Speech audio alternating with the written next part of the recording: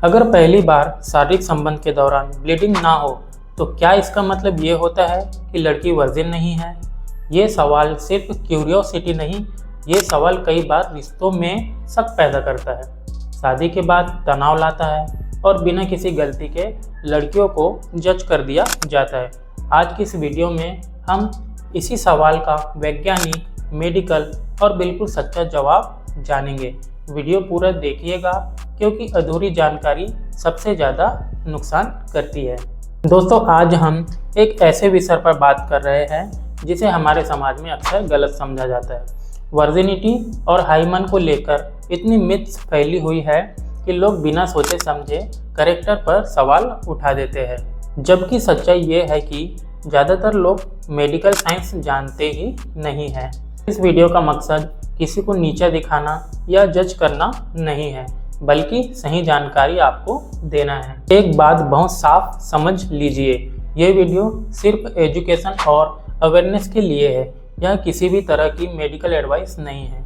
हम यहाँ सिर्फ मेडिकल साइंस और रिसर्च के आधार पर तथ्यों की बात कर रहे हैं, क्योंकि जब जानकारी सही होती है तो फैसले भी सही होते हैं और रिश्ते भी सुरक्षित रहते हैं। सबसे पहले हम समझते हैं जिसे आम भाषा में सील कहा जाता है, मेडिकल साइंस में इसे हाइमन कहा जाता है। लोग सोचते हैं कि ये कोई बंद पर्दा होता है जो पहली बार में जरूर टूटता है, लेकिन ये सोच पूरी तरह से गलत है।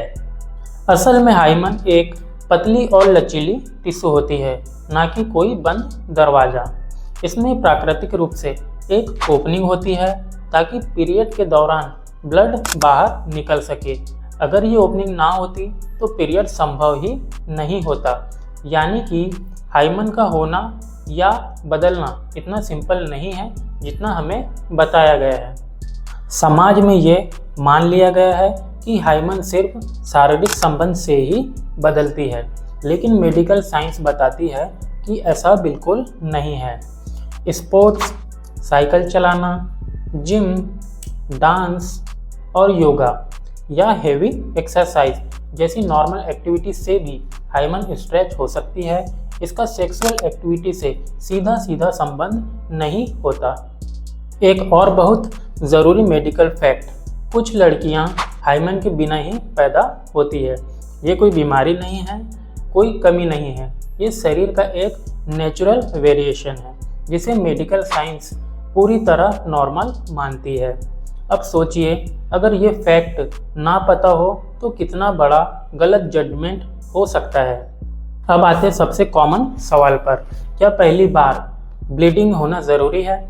मेडिकल स्टूडेंट के अनुसार 50% से ज़्यादा मामलों में पहली बार शारीरिक संबंध के दौरान ब्लीडिंग बिल्कुल भी नहीं होती और इसे पूरी तरह नॉर्मल माना जाता है।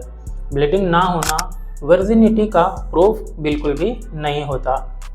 वर्जिनिटी कोई शारीरिक निशान नहीं है, ये कोई टेस्ट नहीं है, ना कोई झिल्ली।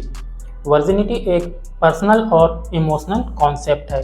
किसी भी रिश्ते की असली बुनियादी भरोसा, समझ और आपसी सम्मान होती है, ना कि कोई फिजिकल साइन।